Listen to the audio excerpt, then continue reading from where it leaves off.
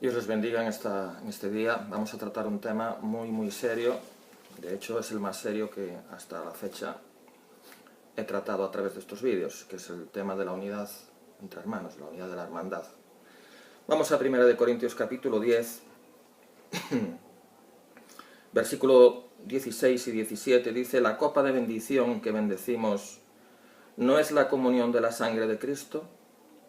El pan que partimos no es la comunión del cuerpo de Cristo. Está hablando de la Santa Cena, cuando bebemos el vino, la copa, y cuando comemos el pan. Versículo 17, siendo uno solo el pan, nosotros, con ser muchos, somos un cuerpo, pues todos participamos de aquel mismo pan. El pan es uno, el cuerpo es uno. La Iglesia, que es el cuerpo de Cristo, es una. El Señor, con su preciosa sangre, con su cuerpo partido, compró la unidad. Él oraba al Padre: Padre, que sean uno, como tú en mí y yo en ti.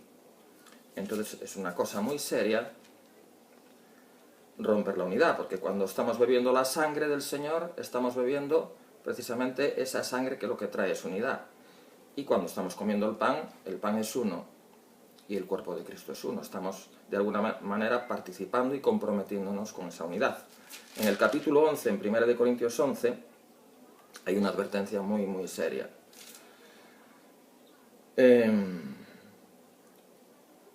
Versículo 27 dice: de manera que cualquiera que comiera este pan o bebiera esta copa del Señor indignamente será culpado del cuerpo y de la sangre del Señor. Por tanto, pruébese cada uno a sí mismo y coma así del pan y beba de la copa. Porque el que come y bebe indignamente, sin discernir el cuerpo del Señor, juicio come y bebe para sí. El que come y bebe indignamente, y luego aclara, sin discernir el cuerpo del Señor, que es uno. El pan es uno, el cuerpo es uno. Tomad y comed, dijo el Señor, porque este es mi cuerpo que por vosotros es partido. El pan es uno, el cuerpo es uno. Dice: el que come y bebe indignamente sin discernir el cuerpo del Señor. Es decir, cuando uno está comiendo, cuando uno está participando del pan, uno tiene que ser consciente de lo que está haciendo, que está siendo partícipe del cuerpo que es uno. Y cuando uno participa indignamente, dice el versículo 30, por lo cual hay muchos enfermos y debilitados entre vosotros y muchos duermen. O sea, ¿cómo podemos externamente beber el vino y comer el pan e internamente estar llenos de división, de contienda, de celo, de resentimiento? En el capítulo 12, 1 Corintios 12, en el versículo 12 y 13 dice: porque así como el cuerpo es uno y tiene muchos miembros, pero todos los miembros del cuerpo, siendo muchos, son un solo cuerpo. Así también Cristo. Hay muchos miembros del cuerpo, pero el cuerpo es uno.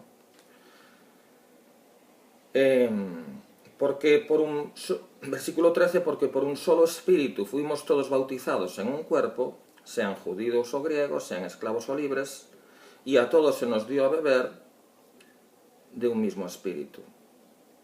O sea, por un solo espíritu fuimos todos bautizados en un solo cuerpo. Entonces es un asunto muy serio romper la unidad que Él compró con su sangre.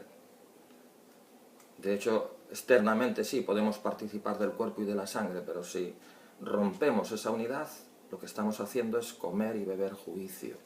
Dice: por lo cual hay muchos enfermos y muchos debilitados. Esto es lo que viene como consecuencia de externamente decir: sí, yo estoy de acuerdo que el cuerpo es uno, que la sangre es una, y que al beber de su sangre y comer de su cuerpo, comer de su carne, por fe, eso me hace uno con la hermandad, me hace uno dentro del cuerpo de Cristo, me hace uno con mis hermanos y hermanas. Sí, eso es lo que uno manifiesta externamente, pero si internamente uno no nada más está lleno de división y de contienda y de chisme, sino que además es lo que siembra, entonces lo que está haciendo es beber y comer juicio. Y lo que puede venir en vez de bendición es enfermedad o incluso muerte, bien natural o bien espiritual. En Proverbios capítulo 6, del 16 al 19, habla de 6 cosas que aborrece Jehová y aún 7 abomina su alma. Y la séptima, justamente la séptima, dice: el que siembra discordia entre hermanos.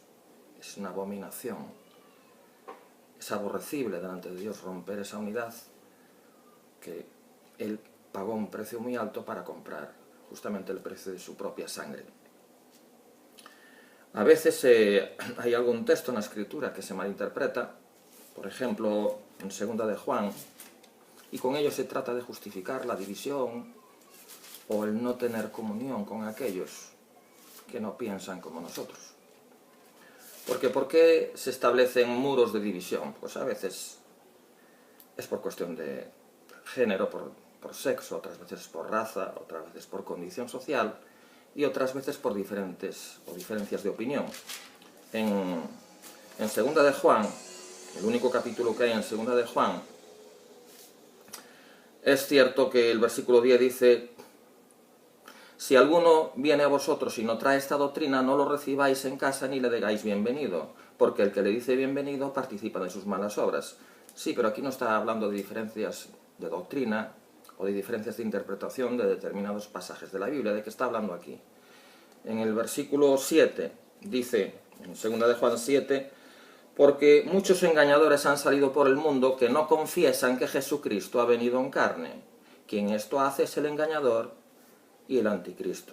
Luego dice, mirad por vosotros mismos, y versículo 9, cualquiera que se extravía y no persevera en la doctrina de Cristo, no tiene a Dios. Es decir, no recibamos a alguien en casa que nos pueda alejar del Señor. No recibamos a alguien que nos venga a predicar otra doctrina o otro camino diferente del Señor, porque Él dijo, yo soy el camino. O sea, nadie puede ir al Padre si no es a través de Él. Entonces, si invitamos o recibimos a alguien en casa que nos viene a anunciar otro evangelio distinto, otro camino distinto, aparte del Señor y de su sangre derramada, lógico que ahí estamos siendo partícipes de sus malas obras. De eso nos advierte. O sea, no recibamos a nadie en casa que lo que nos va a hacer es apartarnos de la fe. Esto está tan claro como el cristal. O sea, no se refiere a diferencias doctrinales entre hermanos o diferencias de opinión sobre determinados pasajes. Se refiere a no recibir a alguien que nos vaya a apartar del Señor, porque nos va a predicar otro mensaje, otro camino diferente de Jesús, otro evangelio. O sea, otra redención distinta de su sangre derramada en la cruz. En definitiva. No lo recibáis, para que no participéis de sus malas obras. Bueno, el Señor dijo cuál era la obra de Dios, cuál era la buena obra, que creáis en aquel que Él ha enviado. O sea, mientras estemos firmes en la fe, mientras permanezcamos firmes en la fe, y no recibamos en casa a nadie que nos venga a predicar otro mensaje distinto de la fe en Jesucristo, no hay problema. En Filipenses 3.2 hay otra advertencia, muy seria también, en Filipenses capítulo 3, el versículo 2. Aquí es el apóstol Pablo que le dice a los filipenses: guardaos de los perros, guardaos de los malos obreros, guardaos de los mutiladores del cuerpo. O sea que les advierte a los cristianos de Filipos que había perros.